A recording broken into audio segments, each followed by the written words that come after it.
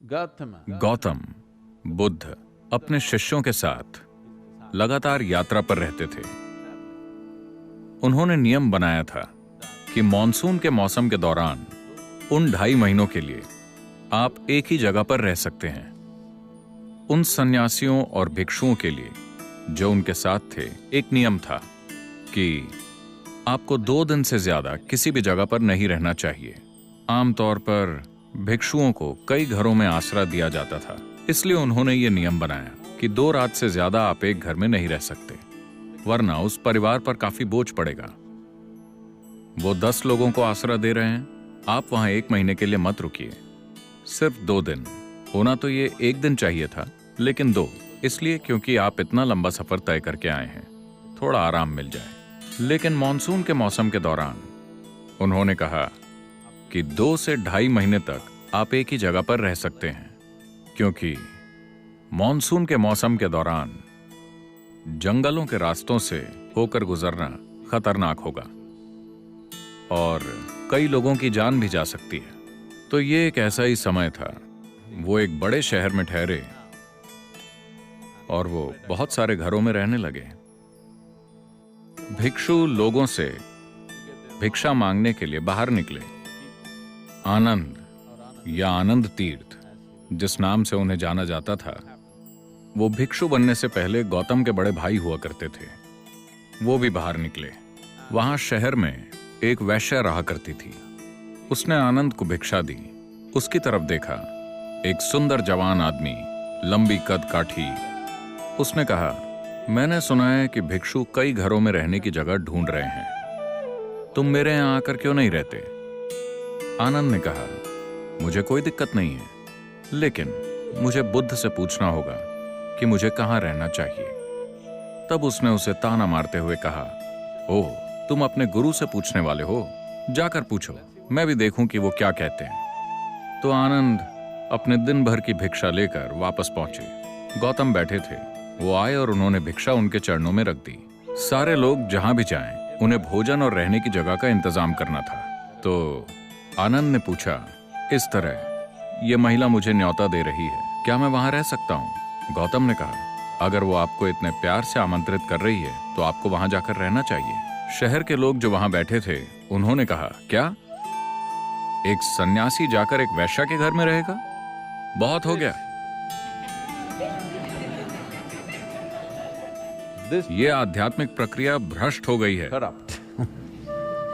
गौतम ने उन्हें देखा और कहा, आप इतने परेशान क्यों हो रहे हैं? वो महिला इन्हें न्योता दे रही है, इन्हें वहां रहने दीजिए, इसमें परेशानी क्या है?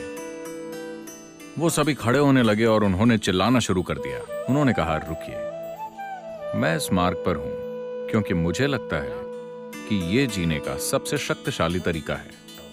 अब आप मुझसे कह रहे हैं कि उसके तरीके मेरे तरीकों से ज्यादा शक्तिशाली हैं।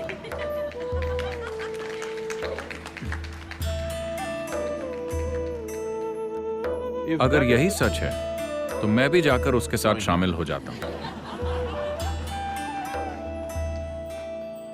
मैं यहां हूं क्योंकि मुझे लगता है कि यह जीने का सबसे अनमोल और शक्तिशाली तरीका है। अगर आपको लगता है कि उसके तरीके मेरे तरीकों से बेहतर हैं, तो मुझे भी वहां जाकर शामिल हो जाना चाहिए, क्योंकि अगर आप एक सच्चे साधक हैं तो ऐसा ही होना चाहिए। अगर आपको कहीं ज्यादा ऊंची चीज मिलती है तो आपको वहां जाना चाहिए। फिर लोग चिल्लाने लगे और कुछ लोग चले भी गए। फिर आनंद गए और उसके साथ रहने लगे। मॉनसून का समय था, बारिश की वजह से ठंड बढ़ जाती है। आनंद ने पतली सी धोती पहनी हुई थी, तो उसने उन्हें एक अच्छा सा रेशम का कपड़ा दिया। उन्होंने खुद को ढक लिया। तब लोगों ने देखा, देखो वो तो गया। उसने बढ़िया खाना बनाया और उन्हें परोसा। उन्होंने खा लिया। फिर शाम को उसने उनके लिए नृत्य किया। वो बैठे रहे, बहुत ध्यान से देखते हुए, पूरी सतर्कता के साथ। फिर जब लोगों ने संगीत सुना, अब तो खेल खत्म।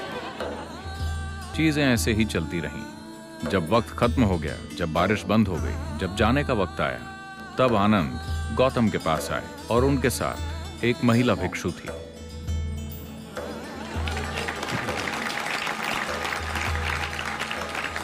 तो the power of being on the path of truth has been there. सत्य के मार्ग पर चलना हमेशा से शक्तिशाली रहा है, लेकिन कई बार ये ऊंचाइयों तक पहुंचा है पर कभी मुख्य धारा नहीं बना। मैं देख रहा हूं कि आज कम्युनिकेट करने की हमारी क्षमता की वजह से, टेक्नोलॉजी की वजह से, इंसान की चाहत, सत्य को खोजने की इंसान के अंदर की स्वाभाविक चाहत, ये कोई सिखाई हुई चीज नहीं है, ये कोई ऐसी चीज नहीं है जो लोगों को सिखाई गई है कि आपको सत्य की खोज करनी चाहिए। ये इंसानी बुद्धि के लिए स्वाभाविक है कि वो सबसे ऊंची चीज को खोजती है। किसी भी इंसान को अगर एक मौका दिया जाए ये चुनने का कि या तो यहां रहिए या वहां, तो वो हमेशा कहेगा मैं वहां रहना चाहता हूं। अभी हो सकता है कि वो यहां फंसा हुआ हो, पर उसकी इच्छा हमेशा सबसे ऊंची जगह पहुंचने की होती है। बात सिर्फ इतनी है कि हमें उसे दिखाना होगा कि शराब के नशे से ऊंची चीज भी होती है, ड्रग से ऊंची चीज भी होती है, सामाजिक नाटक में फंसने से ऊंची चीज भी होती है, और किसी से बेहतर बनने की होड़ में भागने से ऊंची चीज भी होती है। हमें बस उसे यह दिखाना होगा, हमें उसे यह समझाना होगा कि एक ज्यादा ऊंची संभावना मौजूद है। हमेशा से बहुत से ऋषि, संत, योगी और गुरु ऐसा करते आए हैं, लेकिन जैसा कि मैंने कहा, वो सज्जन लोग थे। उनके पास मेरे जैसी आवाज नहीं थी।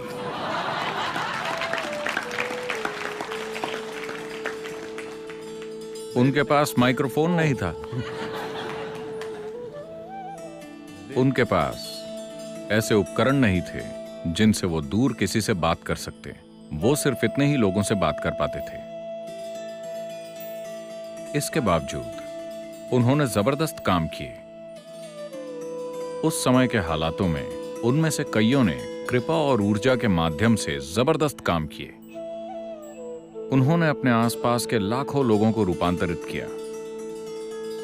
उन्होंने अपने आसपास के लाखों लोगों को सत्य के मार्ग पर अग्रसर किया और सत्य की शक्ति का एहसास कराया।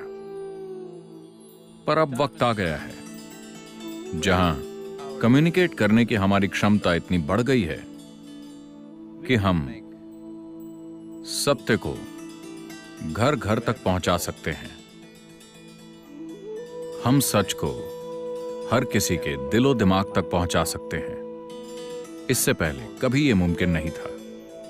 टेक्नोलॉजी ने हमें यह सहूलियत दी है। मुझे लगता है कि यह सत्य को मुख्य धारा बनाने का सबसे अच्छा समय है। ये सच्चे बनने को, सच जानने की अभिलाषा रखने को और सच की खोज करने को इस ग्रह की सबसे बड़ी ताकत बनाने का अच्छा समय है, क्योंकि हमारे पास ऐसे साधन हैं जो पहले किसी के पास नहीं थे।